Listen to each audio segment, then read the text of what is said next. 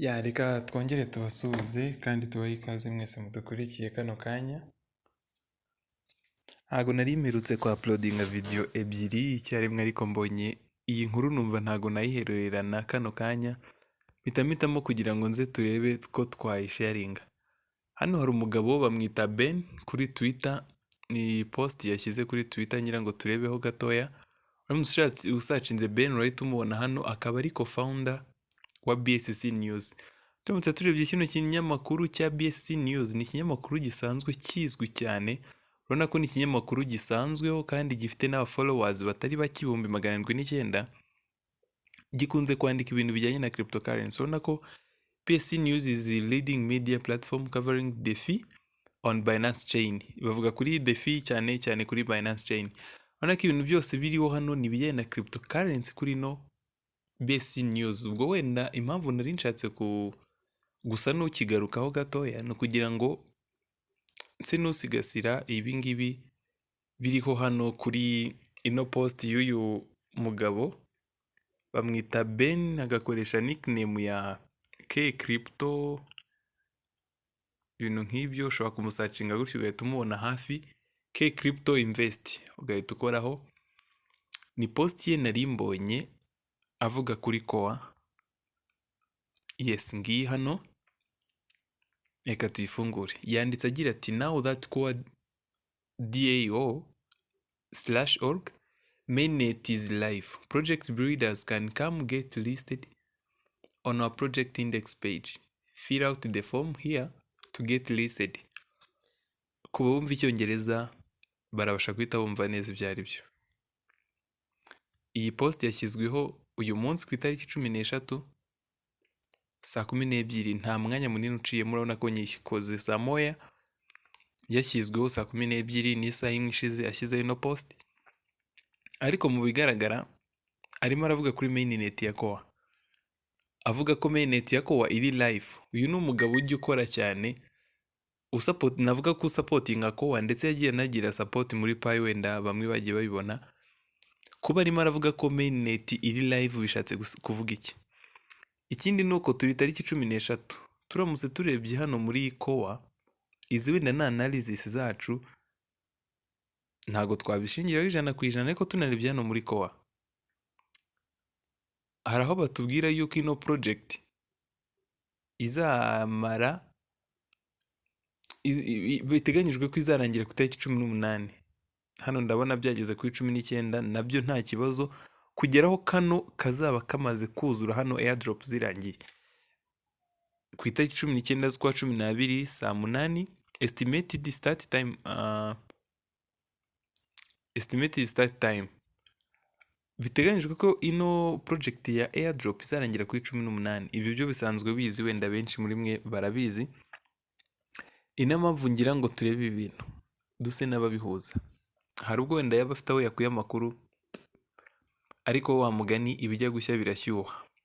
Dushobora gutangira twiprepara tukareba mainnet bimeze biti. Nabonye hari n'abantu batangiye gushyira koa muri metamask zabo, nabyo wenda ndaje mbyerekaneho gatoya.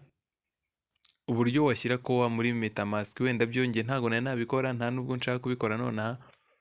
Sinzi wenda niba hari effect cyangwa ntazo, ariko icyiza nuko wabishyiramo ushobora no kongera ukabivanamo. Kandi icyiza nuko nta buryo turagira bwo guhuza iriya metamask na wallet na application dukoresha tumininga. Bivuze ngo turamutse tunazishyizemo izo koa muri metamask, ntekereza ko nta kintu byakwica, nta kibazo byateza, kubera yuko ntago birahura na application aho ibitse koa zacu. Hano ni muri comments zagiye ziza, usibye wenda bamwe bagiye babishima bavuga wow, ahandi congratulation, bavuga nk'ibyo nanjye nari ngiye kurenzaho. Uyu ntago ari umumambure wa koa team, wenda bari wa koa DAO, wenda bari ko tubivuga. Birashoboka cyane ko atari umumambure wabo, ariko ni umuntu nawe ushobora kuvuga ibintu ahagazeho, ufite izina ku buryo avuga ibintu ahagazeho. Ariko rero mu gihe koa DAO batarabyitangariza bo ubwabo, just wait for the official announcement from koa DAO. Dutegereze itangazo rya nyaryo riturutse muri koa DAO. Hano akomeza amushimira uko akazi gakomeye akomeje gukora, ndetse no kudusapotinga yishimiye ko kowa irimo iragenda izamuka, ni nk'ibyo byose no gushimira. Urabona ko n'undi nibyo bigiye biri muri iyi komenti. Icya mbere ni ugutegereza. Dore undi muntu nawe uvuze akantu nanjye nkunze kuvugaho, we are waiting to see reality, staking is all what's in my mind. W'ikintu ashyize imbere cyane ni staking. Staking igira umumaro cyane, ni byiza gukora staking kuko igufasha kutasesagura crypto zawe, kuzibika neza. Nabivuzeho kenshi, ntabwo ndi bubivugeho cyane. Not sure 100% yet, wait for official announcement. Ugutegereza official announcement n'ubundi, ariko ikigaragara cyo turimo turasatira ku musozo. Benshi n'ubundi ni ugutegereza.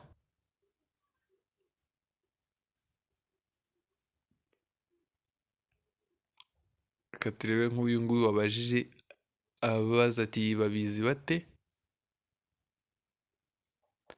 Hano wahise amubwira ati niba hari umuntu wamenya bwa mbere ko mainnet yabaye live, ni uyu mutipe bita Ben, ari gukoresha rino zina rya kcryptoinvest.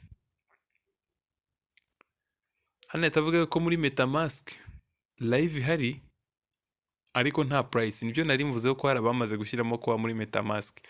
Kowa zirimo rwose, uragenda ukayadingamo ukabasha gukoresha nyine ibyo ushaka. Kandi wenda nshobora guhita nkora indi video ivuga ku buryo ushobora gushyiramo iyo kowa.